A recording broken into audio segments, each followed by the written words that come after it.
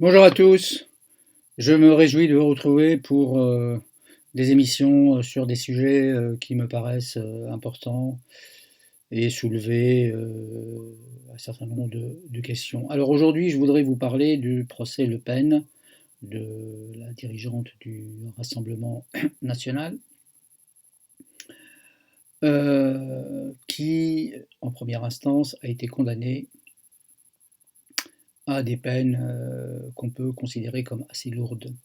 Alors, j'ai préféré laisser passer cette tempête médiatique, hein, parce que ce procès a soulevé une vraie tempête médiatique, et pas seulement en France, mais aussi dans le monde entier, pour essayer de faire un point et d'y voir un peu plus clair.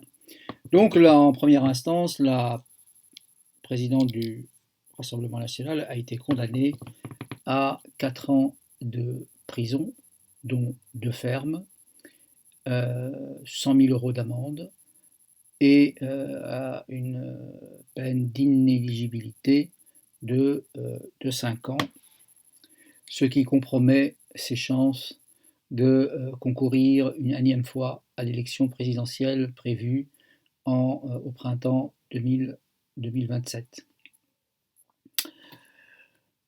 Alors, pour un parti qui faisait de l'exemplarité dans l'éthique et dans les comportements moraux l'un de ses emblèmes et l'un de ses étendards, cette condamnation tombe à vrai dire assez mal, puisque ça souille l'image du Rassemblement national sur lequel des millions de suffrages de Français, souvent très modestes, d'ouvriers et d'employés, se sont portés, croyant que ce parti allait les défendre, relever leur épée brisée et autres sornettes. Voilà ce que disait, et j'en veux pour preuve, ce que disait Marine Le Pen en défendant l'exclusivité de son parti à proclamer une éthique rigoureuse et exigeante. Elle disait, voilà, je la cite, ma veste est immaculée. Ils auront beau, c'est le système, hein, c'est le système qui est évidemment acharné à la perdre. Ils auront beau essayer de s'agiter, ils n'arriveront pas à me salir. J'ai une éthique, j'ai une morale et je m'y tiens. Et dans la même prise de parole, elle ajoutait ceci, je la cite, l'inéligibilité à vie. Elle demande donc l'inéligibilité à vie pour tous ceux qui, dit-elle, ont été condamnés pour des faits commis grâce ou à l'occasion de leur mandat ou de l'exercice de leur mandat. Fin de citation. Donc, le propos est assez clair et une condamnation à 4 ans de prison, dont 2 fermes, même si les 2 années fermes pourraient être aménagées sous bracelet, bah, compromet la crédibilité de Marine Le Pen et attaque sa morale, la morale dont elle se réclamait. Que dit-elle pour sa défense? Elle dit que d'abord il s'agit d'une conspiration, c'est-à-dire que les juges ont conspiré pour ruiner le Rassemblement national, pour empêcher les Français de voter, de la capacité de voter pour le candidat de leur choix. Les affidés et les soutiens de Marine Le Pen qui se sont répandus profusément sur les plateaux de télévision ont parlé d'une dictature des juges, d'un acharnement des juges judiciaires. Elle-même, Marine Le Pen, a parlé d'une décision politique. Monsieur Bardella a proclamé de nouveau la totale innocence. Nous sommes totalement innocents, dit-il. Euh, En réalité, le Rassemblement national, par la voix de ses ténors, reprend exactement le même argumentaire que d'autres hommes politiques qui ont été condamnés. Euh, Signalant également cette phrase d'anthologie, hein, puisqu'elle dit le système, le système, sous-entendu, dont elle est l'adversaire, comment dire, résolu, le système a sorti la bombe nucléaire, et évidemment, on comprend que si le système sort la bombe nucléaire, c'est pour pulvériser le Rassemblement national. Euh, et enfin, elle dit que c'est une atteinte délibérée à l'état de droit, hein, puisque la juge, la magistrate, hein, puisqu'elle focalise son attaque sur une magistrate, eh bien, elle a décidé de barrer la route au Rassemblement national. Et cette théorie du complot, ou cette thèse du complot, qui d'ailleurs, je le signale au passage, n'a pas été relevée par des médias qui sont d'habitude assez prompts à, pour disqualifier l'adversaire, à utiliser la théorie du complot. Oui, c'est la théorie du complot quand quelqu'un de leurs invités, c'est de moins en moins le cas, hein, euh, proteste ou ébauche une critique, on lui dit c'est la théorie du complot pour le disqualifier. Là, quand c'est Marine Le Pen, il n'y a pas lieu d'évoquer la théorie, du complot. C'est une atteinte, c'est une attaque contre l'état de droit. C'est un argument, entre guillemets, qu'on a déjà entendu dans les propos de M. Sarkozy quand il a été condamné. Il a dit cette condamnation, ma condamnation est une atteinte à l'état de droit. Et je signale au passage que les attaques contre l'état de droit, qui est finalement l'un des socles du régime démocratique, se sont multipliées, puisqu'on a eu un éphémère ministre de l'Intérieur qui s'est agité, qui s'est beaucoup signalé par son agitation frénétique, qui a déclaré au journal du dimanche, notamment, que, je le cite, l'état de droit, ça n'est ni intangible ni sacré. Alors, si il n'y a pas d'état de droit, évidemment, on n'est plus en démocratie. Dans la, dans la deuxième instance, c'est-à-dire dans le procès en appel, puisque Marine Le Pen a fait appel de sa condamnation, ce qui lui a permis, heureusement que l'état de droit existe, d'annuler le jugement et de bénéficier de nouveau de la présomption d'innocence.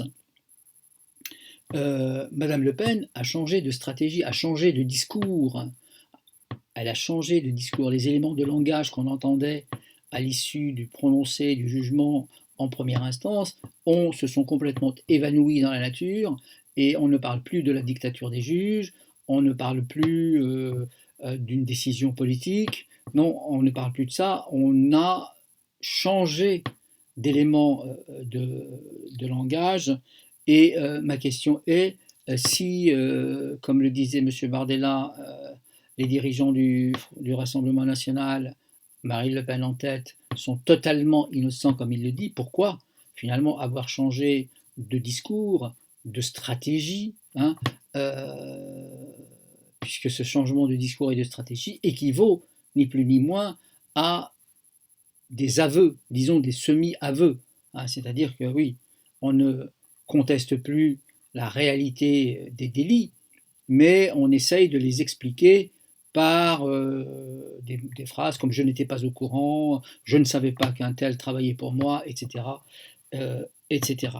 Donc le changement de discours accrédite au fond la réalité des accusations. Et on a donc une confirmation de la réalité des accusations par les protagonistes eux-mêmes, par les accusés eux-mêmes, par les mis en examen eux-mêmes.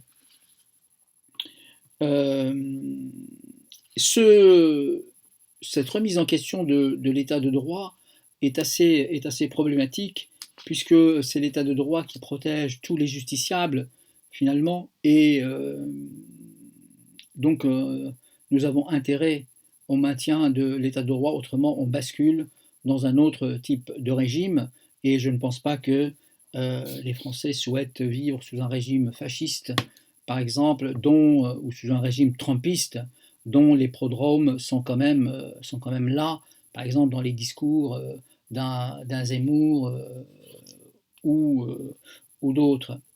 Et il y a aussi quelque chose qui m'a un peu interpellé dans cette attaque des droits, de l'état de droit, c'est que c'est l'attaque du conseil constitutionnel.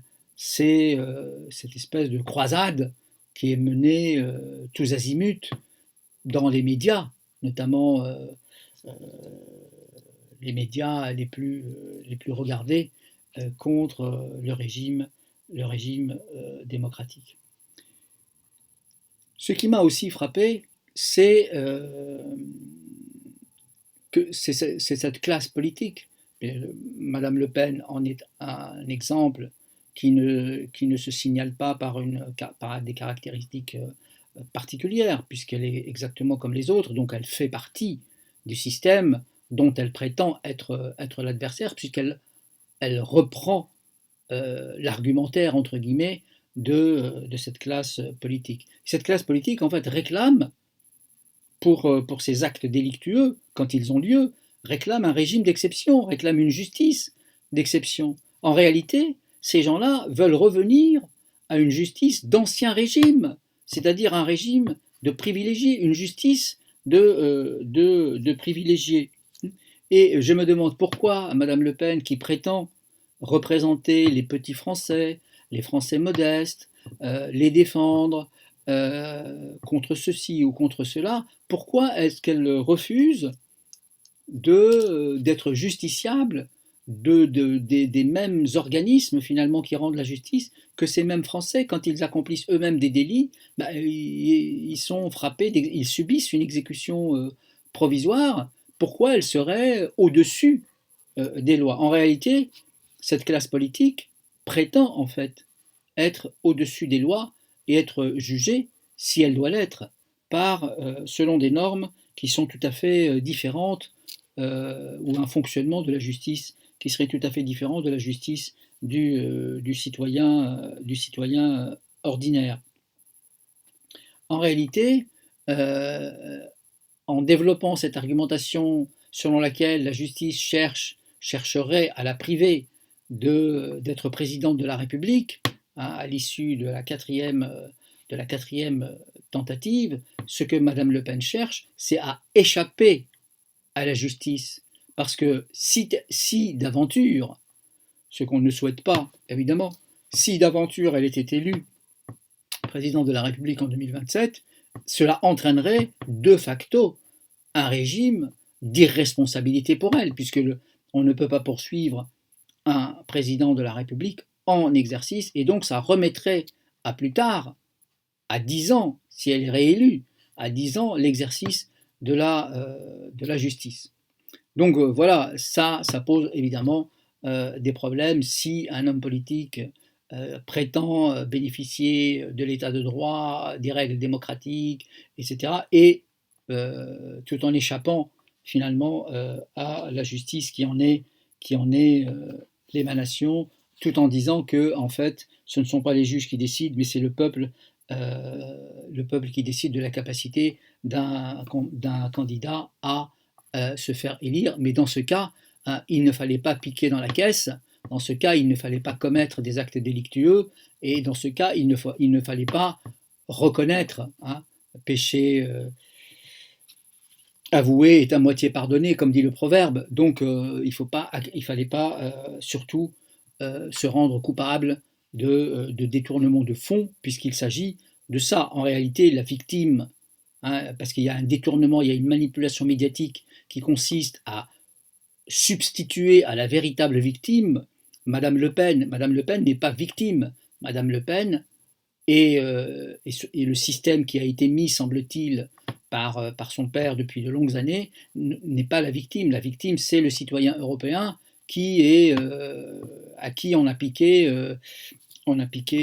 à qui on a fait les poches, finalement. Donc il faut rétablir ça parce qu'il y a une espèce de diversion médiatique qui consiste à changer de victime. S'il y a eu bien une victime, c'est les citoyens européens, c'est vous, c'est moi qui sommes victimes de ce système mis en place selon évidemment le jugement qui a été rendu par, par les dirigeants du Rassemblement national. Et de toute façon, les pièces visiblement sont claires, sont fondées, sont avérées, les délits sont réels, et c'est ce que dit notamment, la défense, et le délit est constitué, les faits sont avérés, et il faut dire aussi que la dénégation violente, péremptoire de Madame Le Pen à l'issue du prononcé du premier jugement, eh bien, a indisposé, les magistrats. Voilà, merci pour votre écoute. Si cette émission vous a plu, n'hésitez pas à vous abonner, Je vous remercie et je vous retrouve très vite pour une autre émission. Merci à vous.